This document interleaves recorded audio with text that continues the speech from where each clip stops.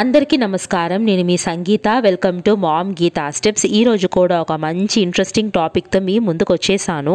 ఈరోజు మనం ఏం చూడబోతున్నామంటే భారత్ను భయపెడుతున్న కరోనా యొక్క క్రొత్త వేరియంట్ JN1 వాటి యొక్క లక్షణాలు ఎలా ఉంటాయి, ఎలా వ్యాప్తి చెందుతుంది, గర్భవతులు అసలు ఎలాంటి జాగ్రత్తలు తీసుకోవాలి, గర్భధారణ సమయంలో ఇలాంటి వ్యాధిన బారిన పడకుండాలంటే ఎలాంటి టిప్స్ మనం పాటించాలి వివరంగా ఈరోజు మనం తెలుసుకుందాం.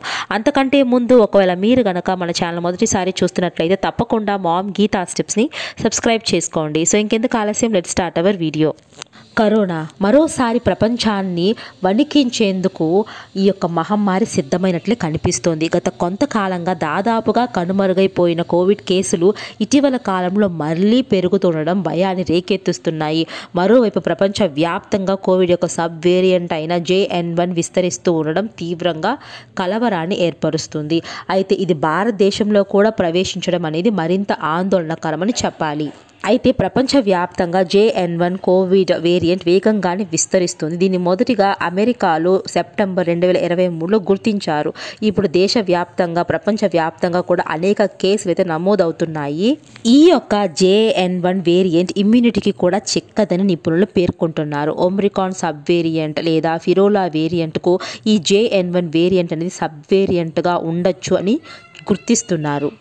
ఈ సంవత్సరం డిసెంబర్ 8న కేరళలో క్రొత్త కరోనా వేరియంట్ JN1ని కనుగొన్నారు.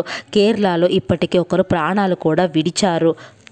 ఈ యొక్క JN1 యొక్క లక్షణాలు సోకిన వ్యక్తుల్లో ఎక్కువగా జ్వరము, దగ్గు, గొంతు నొప్పి, తలనొప్పి, జీర్ణ సమస్యలు ఉన్నాయని కనుగొన్నారు.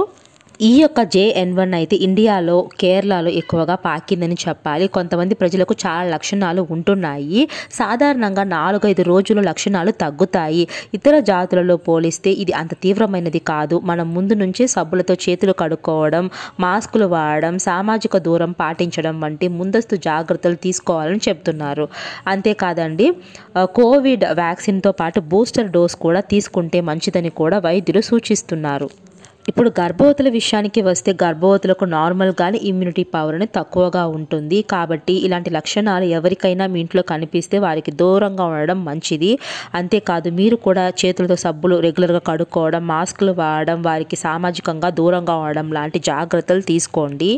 అంతేకాదు, చేతులతో కళ్ళు, ముక్కు, నోటిని ఎప్పుడు తాకడం మానండి. బయటకు వచ్చినప్పుడు మాస్క్ అనేది వాడండి. రద్దీగా ఉండే ప్రదేశాలకు వెళ్ళినప్పుడు మాస్క్ వాడాలి. కరోనా ప్రధాన వ్యాధి లక్షణం జ్వరం, దగ్గు. కాబట్టి వాటి యొక్క లక్షణాలు ఎవరికైనా ఉన్నా, ఎవరైనా దగ్గినా, తుమ్ముతూ ఉంటే వారికి వీలైనంత దూరంగా ఉండడం మంచిది.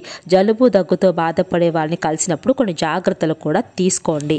సో గర్భవతులు చూశారు కదా, ఈ యొక్క కరోనా యొక్క న్యూ వేరియంట్ బారిన పడకుండా ఉండాలంటే తప్పకుండా మీరు జాగ్రత్తగా ఉండాలి. ఐ హోప్ ఈ వీడియో మీకు యూస్ఫుల్గా ఉందనుకుంటున్నాను.